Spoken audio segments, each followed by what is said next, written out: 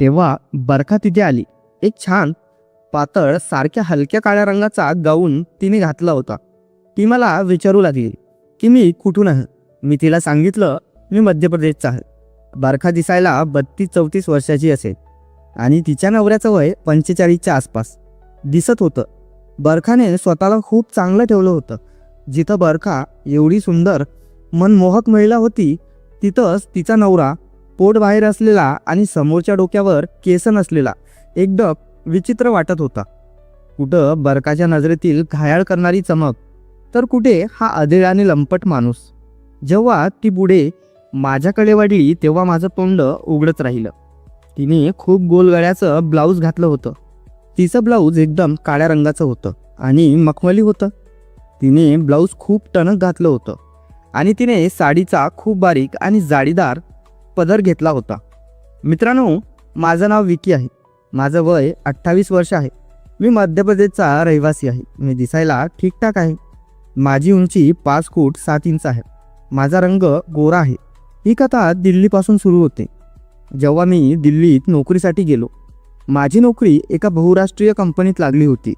मी एक software engineer असल्यामुळे कंपनीकडून मानधन उच्च दर्जाचं होतं.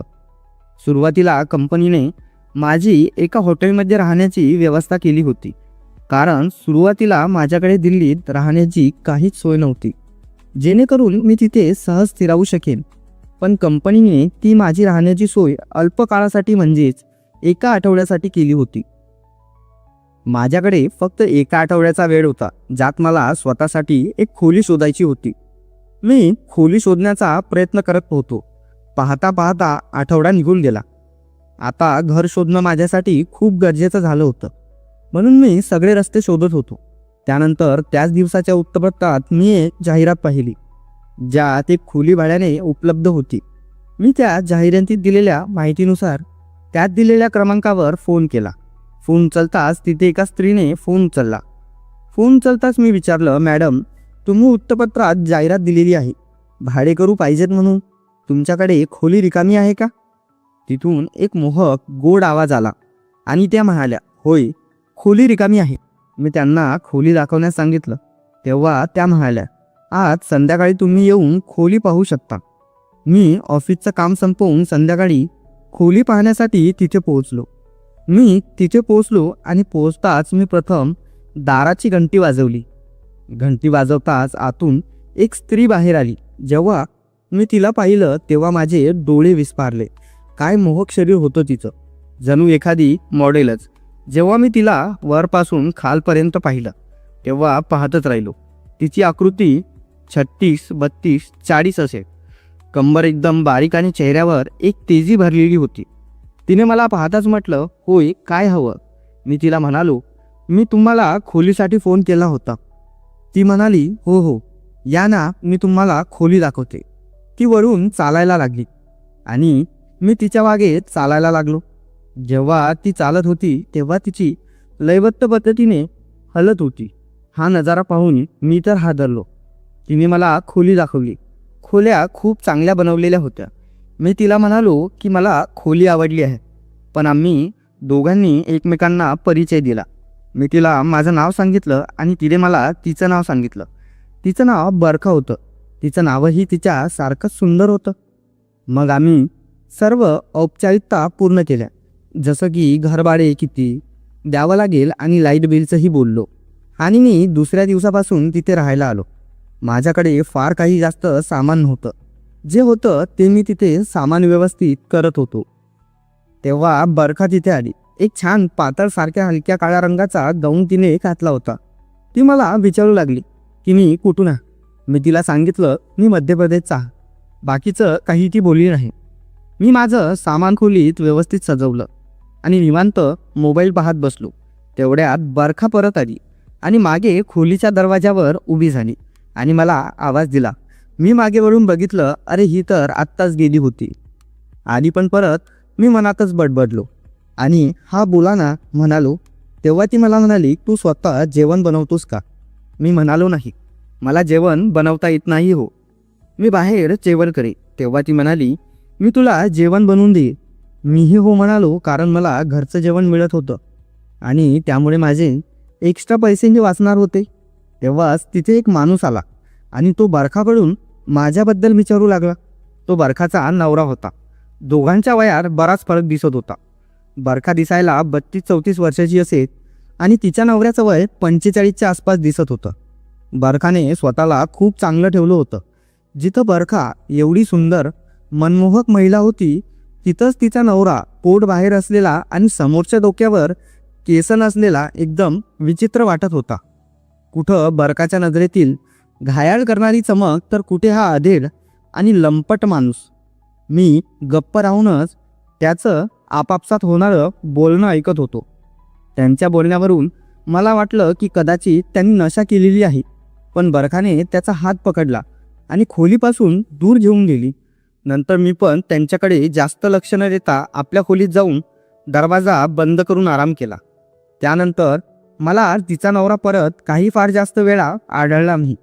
आता मला तिथे राहताना 1-2 महिने झाले होते.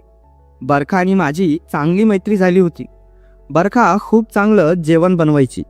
मी तिच्या जेवणाची आणि तिची कधीकधी स्तुती करायचो. तेव्हा ती हसून म्हणायची, तू खूप चांगला आहेस.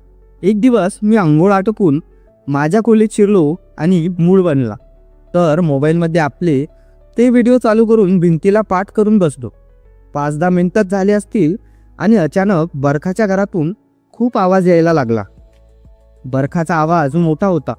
ती आणि तिचा नवरा एकमेकांशी भांडत होते.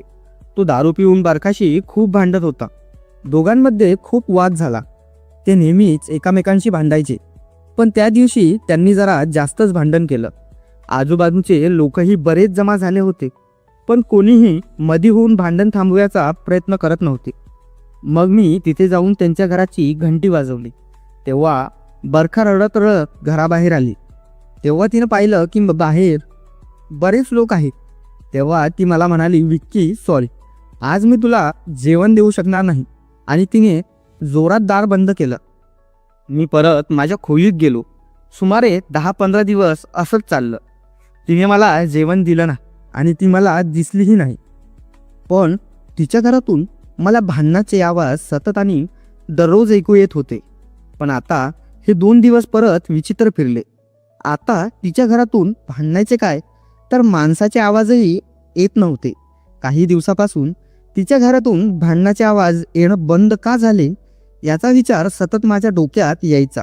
पण माझ्याकडे ही जास्त वेळ नसल्यामुळे पक्का पत्ता मला लावता आला नाही. पण बरखा माझ्या मनात नाही तर माझ्या नजरेत भरली होती. असंच 1-2 दिवसांनी सुट्टीच्या दिवशी मी माझ्या खोलीत झोपलो होतो. तेव्हा माझ्या खोलीची घंटी वाजली. मी पाहिलं तर दारात बरखा उभी होती. मी एकदम थक्क झालो, कारण घरमालकी नसून ही बरखा मला बऱ्याच दिवसांनी दिसली होती. मी तिला आत यायला सांगितलं. मग ती आत आली. बरखा मला माफी मागायला लागली. ती मला म्हणाली, मी तुला इतके दिवस जेवण दिलं नाही, यासाठी मला माफ कर. एवढं बोलताच ती रडायला लागली. मी तिच्याजवळ गेलो आणि म्हणालो, मॅडम तुम्ही का रडत आहात? तेव्हा ती रडत रडत म्हणाली की तिचा आणि तिच्या नवऱ्याचा घटस्फोट झाला आहे. हे ऐकून माझे होश उडाले. मी तिला विचारलं, हे सर्व कधी झालं? आणि ती रडत रडत मला म्हणाली, मी गेल्या आठवड्यातच माझ्या नवऱ्यापासून घटस्फोट घेतला. बरखा तिचे अश्रू पुसत म्हणाली, मी आता आधीपेक्षा खूप खुश आहे. आणि रागात म्हणाली, त्या दारुड्याने माझं जगणं कठीण केलं होतं. ती म्हणाली, आता मी माझं आयुष्य मुक्तपणे जगणार आहे. घ्या आता, हे नक्की माझ्या मनासारखं झालं होतं. आता मला समोर अनेक संध्या मिळणार होत्या माझा प्लॅन सफल करण्यासाठी. मनातून मलाही खूप हर्ष झाला होता. पण बरखापुढे मी उगाच तोंड पाडून उभा होतो आणि तिला सांत्वना देत होतो की जाऊ द्या, रडू नका, झालं ते चांगलंच झालं वगैरे वगैरे. आणि मग ती म्हणाली, विक्की तू माझी एक मदत करू शकतोस का? मी म्हणालो, मॅडम तुम्हाला माझ्याकडून काय मदत हवी? तेव्हा ती मला म्हणाली, मला काही पैसे उसने हवे आहे. मी तिला विचारलं, तुम्हाला किती पैसे हवे? ती म्हणाली, तुम्हाला 25,000 रुपये देऊ शकतोस का? योगायोग माझा पगारही 2 दिवसाआधीच झाला होता. त्या दिवशी माझ्या घरी इतके पैसे होते म्हणून मी तिला पैसे काढून दिले. बरखा खूप खुश झाली आणि मला गळ्याला लावलं आणि म्हणाली, तू मला इतक्या कठीण वेळी आधार दिलास मी तुझं उपकार कधीच विसरणार नाही. तिने माझ्या गालावर एक चुंबन दिलं. मी एकदम थक्क झालो. बरखाने मला सांगितलं, आता आपण संध्याकाळी एकत्र जेवण करू. मी हो म्हटलं आणि तिथून निघून गेली. त्या दिवसापासून बरखा आणि मी एकमेकांसोबत बराच वेळ घालवायला लागलो. बरखाने मला सांगितलं, आता आपण एकत्र जेवण करू. तेव्हापासून बरखा आणि मी सकाळी आणि संध्याकाळी एकत्र जेवण करायचो. आता बरखा आधीपेक्षा खूप जास्त खुश राहायची. आता बरखा कधीही माझ्या खोलीत यायची, वेळ काळ न बघता, आणि माझ्यासोबत खूप गप्पा मारायची. कधीकधी तर ती सकाळीच यायची जेव्हा मी झोपलेला असायचो आणि येऊन माझ्या खोलीची साफसफाई करायला लागायची. मी झोपलेला असलो की ती सर्व खोली झाडून पाणी भरून ठेवायची. जेव्हा ती खोलीची साफसफाई करायची, मी कधीकधी मुद्दाम झोपेचं नाटकही करायचो. तेव्हा मला आंब्यांचं दर्शन व्हायचं. जेव्हा ती साफसफाई करताना खाली वाकायची, तेव्हा तिच्या शर्टच्या खोल गळ्यातून मला बरंच काही स्पष्ट दिसायचं. हे पाहून सकाळी सकाळीच माझा ताठायचा. जेव्हा ती खाली वाकून झाडू लावायची, तेव्हा माझ्या डोळ्यांसमोर असायची. मनात यायचं की हे नारळ कधी मला पावेल. पण घटस्फोटानंतर बरखामध्ये आणखीही काही बदल झाले. आता बरखा अशी कपडे घालायला लागली की तिला पाहून हाल खराब व्हायचं. बरखाने पाश्चात्य कपडे घालायला सुरुवात केली होती. एकदम मॉडर्न बरखा आता लहान टॉप आणि शॉर्ट खूप घालायची. बरखा आता साडीही खूप मोहक पद्धतीने घालायची. ब्लाऊज मागून ब्लॅकलेस आणि पुढून खूप खोल असायचा, ज्यामुळे बरखाला मागून पुढून पाहण्याची मजा यायची. मनात यायचं की बरखाला सांगून टाकावं, पण घाई करणं महागात पडेल असा विचार यायचा. बरखा आता आधीपेक्षा जास्त मोहक झाली होती. तिने व्यायामशाळेत जिमला जायला सुरुवात केली होती, ज्यामुळे तिची आकृती आणखी बांधेदार दिसायला लागली होती. एक दिवस माझ्या बाथरूमला पाणी येत नव्हतं, म्हणून मी बरखाकडे जाऊन विचारलं, माझ्या बाथरूमला पाणी काय येत नाही? तेव्हा ती म्हणाली, नळात काही अडचण आली आहे, तू माझं बाथरूम वापरू शकतोस.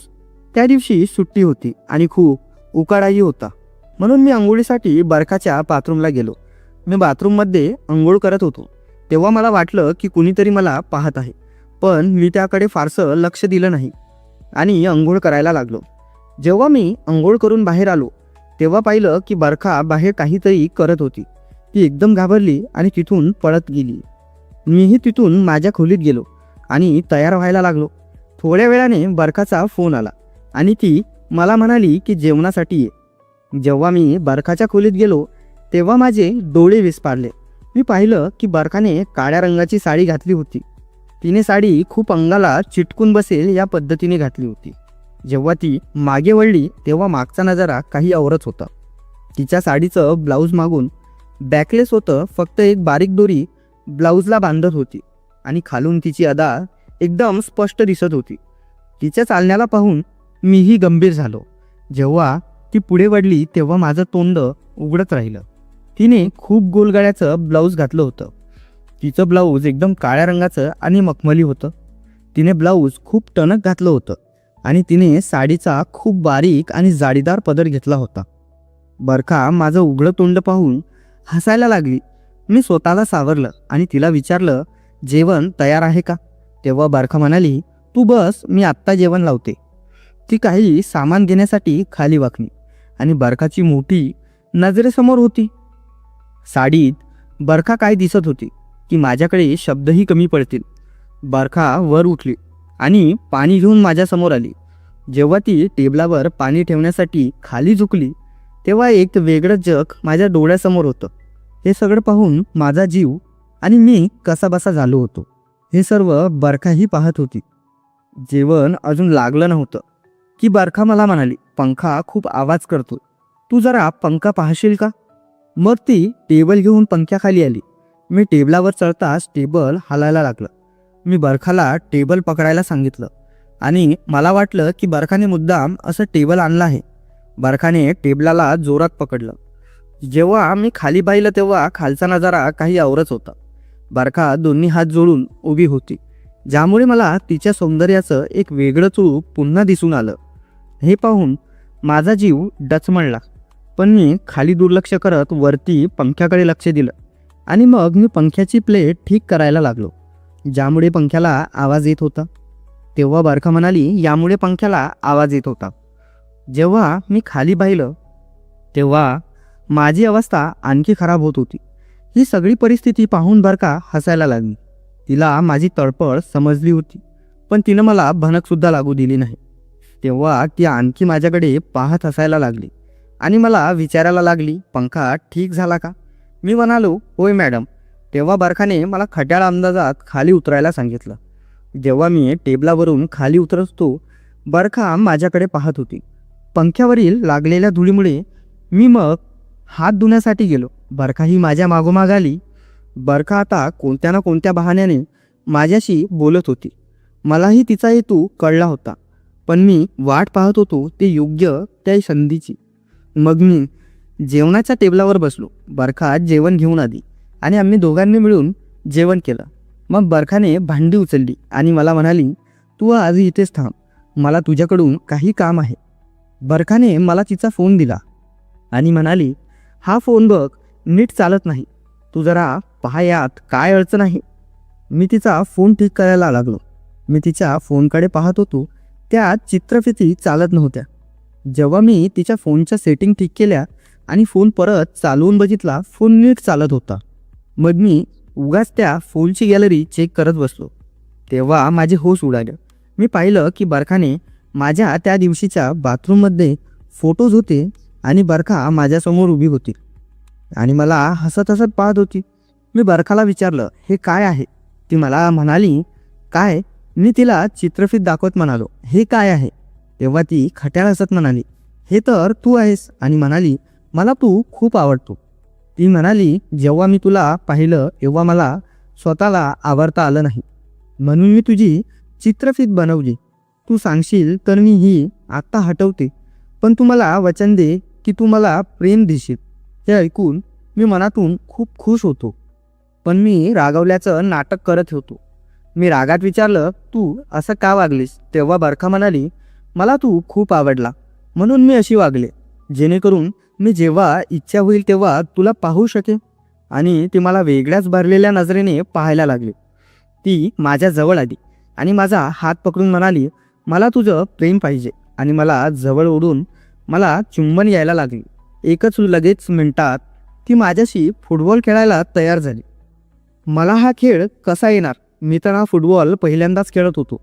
तसं बरखानं मला नियम समजावले. तिने सांगितल्याप्रमाणे मी खेळायला सुरुवात केली.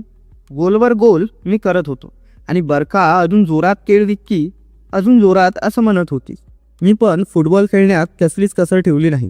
बरखासुद्धा तेवढ्याच उत्साहाने फुर्तीने आपल्या पायांची करामत दाखवत माझ्याशी फुटबॉल खेळत होती. काही वेळातच आम्ही दोघं पूर्णपणे घामाघूम ओले चिंब झालो होतो. बरखाच्या चेहऱ्यावर एक वेगळीच खुशी, एक वेगळाच आनंद झळकत होता. कितीतरी वेळ आम्ही सोबत फुटबॉल खेळला आणि मग मी तिथेच बरखाच्याच घरामध्ये झोपी गेलो. त्यानंतर आता आम्हाला कधीच कोणताही प्रॉब्लेम आला नाही. मनातील तेव्हा आणि संधी मिळेल तेव्हा आम्ही फुटबॉल खेळत होतो. बरखा सुद्धा एवढी खुश राहायला लागली होती की जणू तिचं नवीन लग्नच झालं होतं. शेवटी तिच्याही एकटेपणाला मी आधार दिला आणि आसरा, दोन्ही गोष्टी दिल्या होत्या.